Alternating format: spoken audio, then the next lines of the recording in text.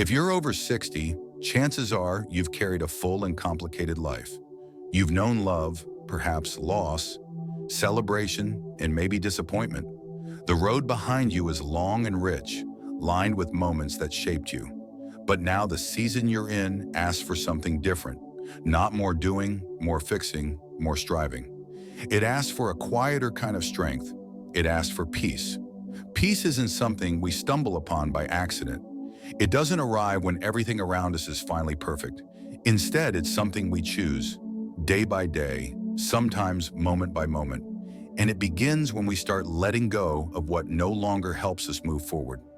Many older adults carry emotional and mental weight that they don't even realize they're holding. Stories from the past, old guilt, expectations they've outgrown, wounds that were never spoken aloud.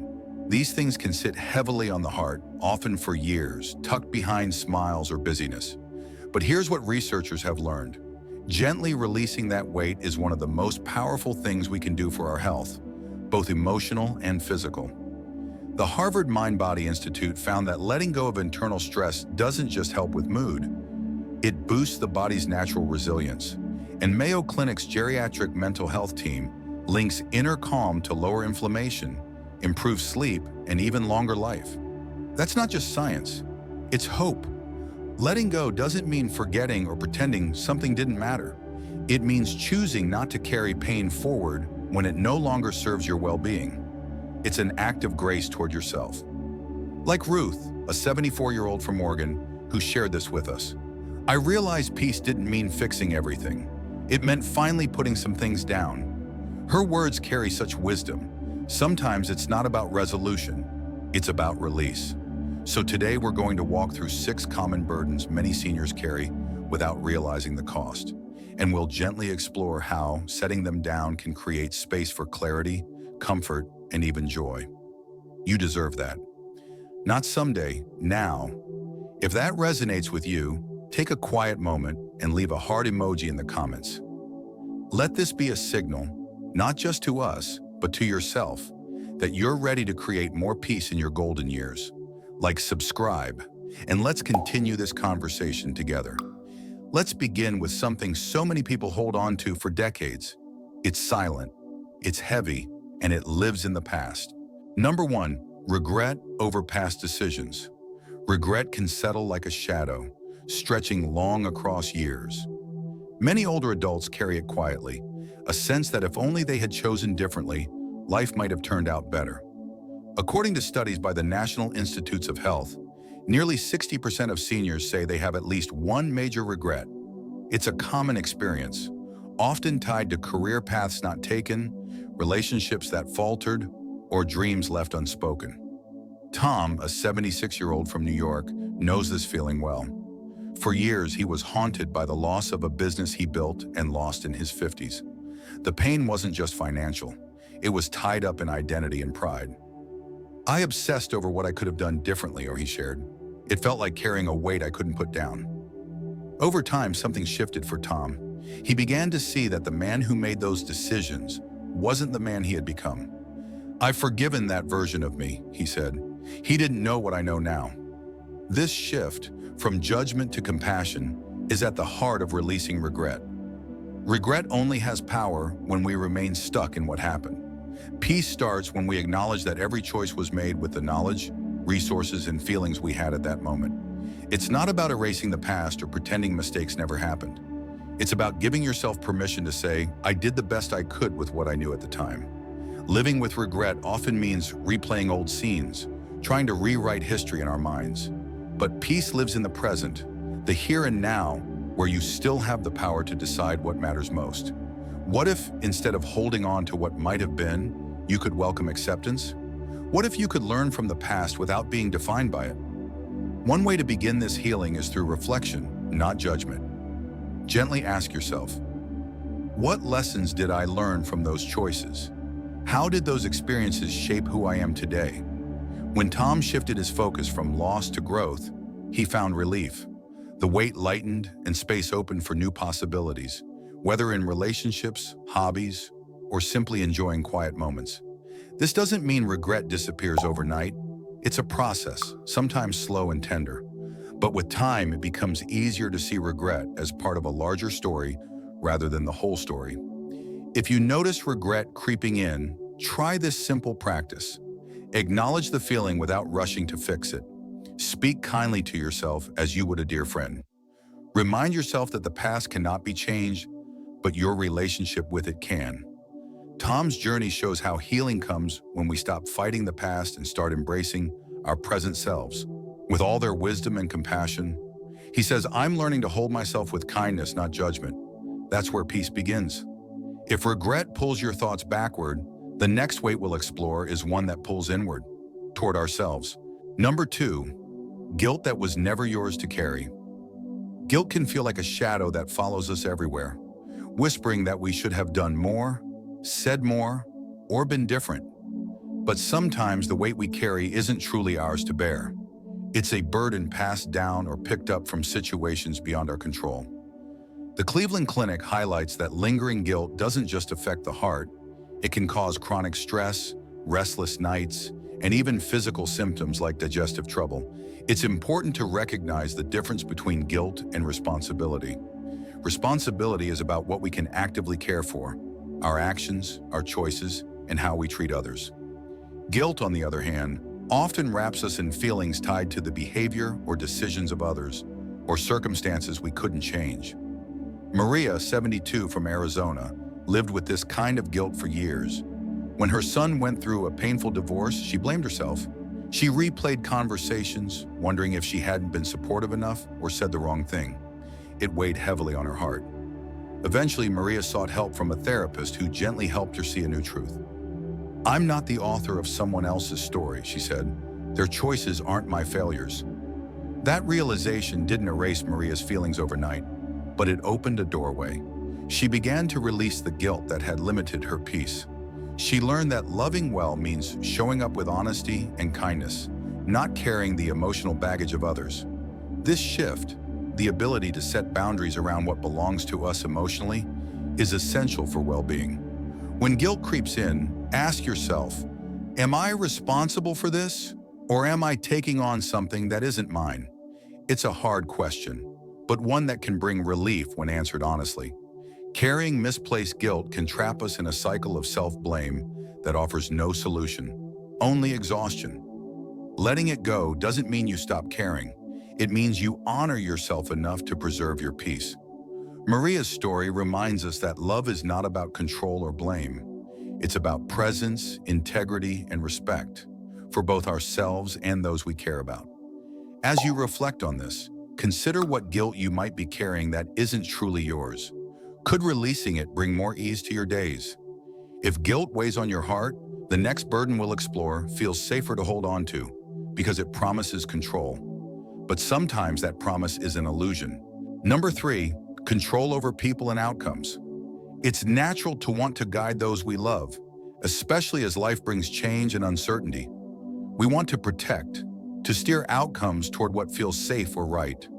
But holding tightly to control often comes from a place of fear of loss, disappointment, or the unknown.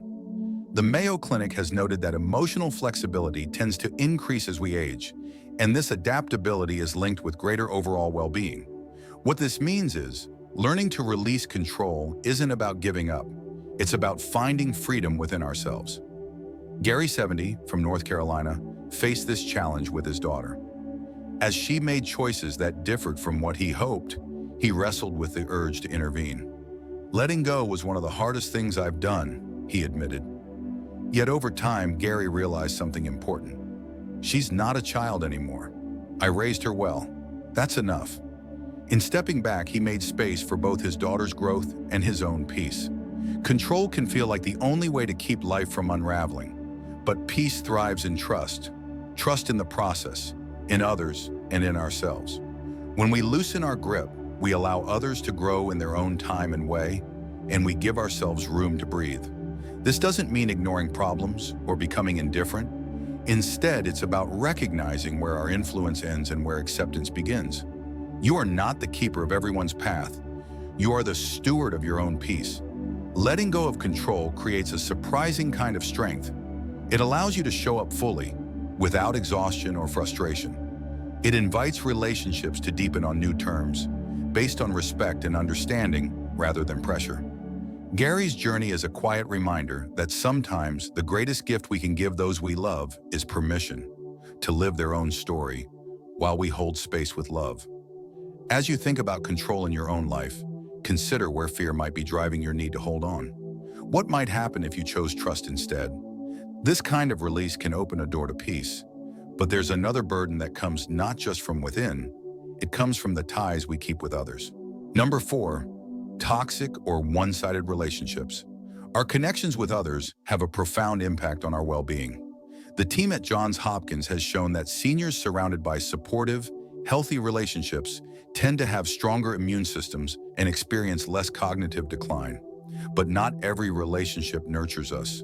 Some drain energy, sow doubt, or chip away at our sense of self. Peace often asks us to protect what's left of our emotional reserve.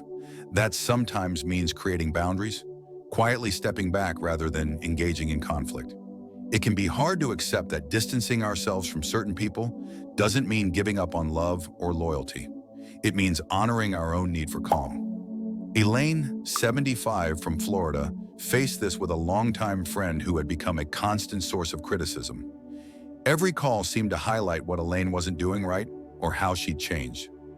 One day, she simply stopped answering the phone. No confrontation, no explanation. "I didn't make a scene," she recalls. "I just stopped picking up. I've felt lighter ever since." That choice brought relief. It wasn't about punishment or bitterness, but about preserving peace and energy. Sometimes the greatest kindness we can show ourselves is to recognize when a relationship no longer supports our well-being. Creating this space can be uncomfortable at first, especially when we've invested years in people. But the quiet distance can foster clarity, healing, and even new kinds of connection in time. When we guard our hearts wisely, we allow ourselves to thrive. If you've ever made the decision to step back from a relationship or are thinking about it now, know it's a step toward self-care. Take a moment to reflect. What relationships in your life uplift you, and which ones pull you down? At this point in our journey, I'd love to hear from you. Have you let go of a relationship to find more peace? Feel free to share your experience, or simply drop a speech bubble emoji below.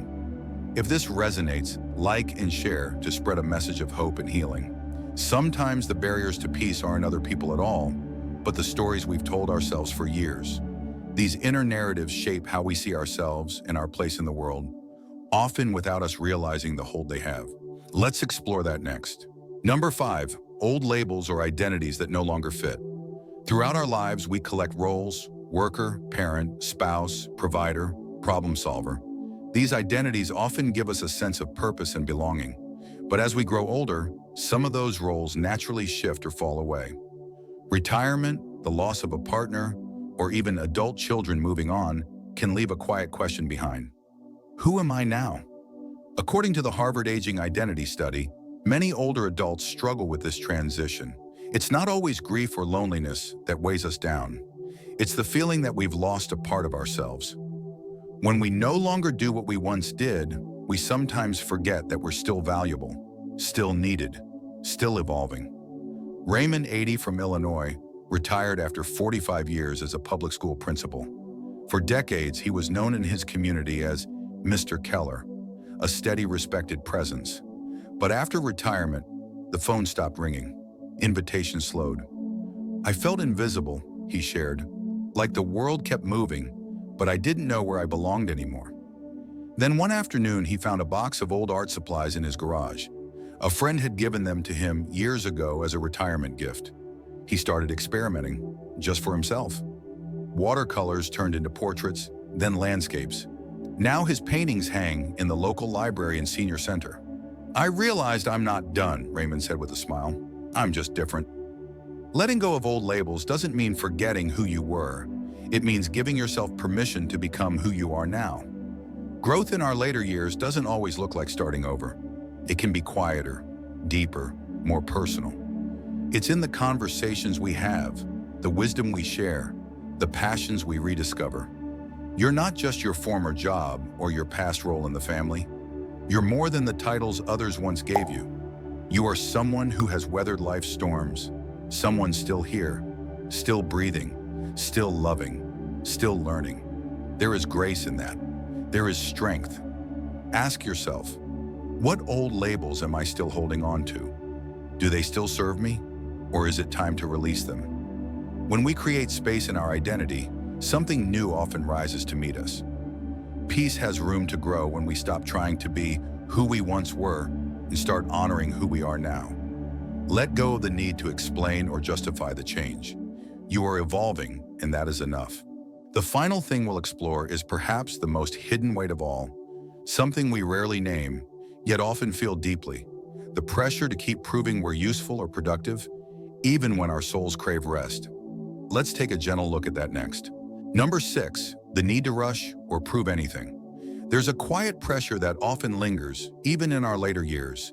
The need to stay busy, stay productive, stay relevant. It whispers that slowing down means fading away, or that our value is tied to how much we can still do. But true peace isn't found in proving your worth. It's found in simply being present. The NIH Mindfulness and Aging Report found that seniors who embrace a slower pace show lower levels of cortisol, the body's stress hormone, and enjoy better heart health. That's not just science. It's a call to soften the rush, to live more fully in the moment you're in. Beatrice, 79, from Washington, lived most of her life running on lists, calendars, and obligations. Even after retirement, she filled her days to the brim, afraid that if she stopped, she'd somehow disappear.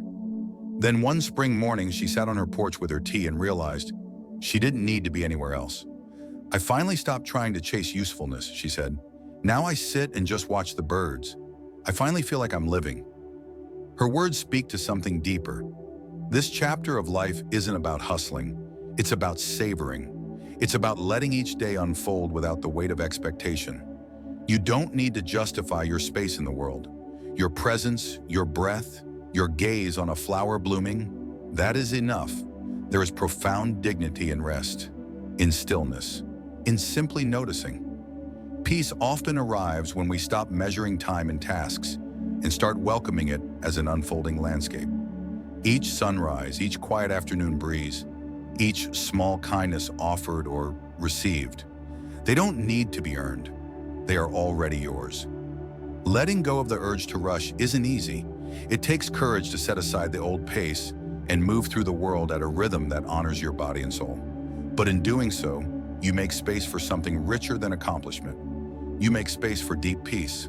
The truth is, peace doesn't come from piling on more things to do or fix. It comes from carrying less worry, less self-judgment, less unnecessary weight. It's a choice to soften, to breathe easier, and to embrace the life unfolding in front of you.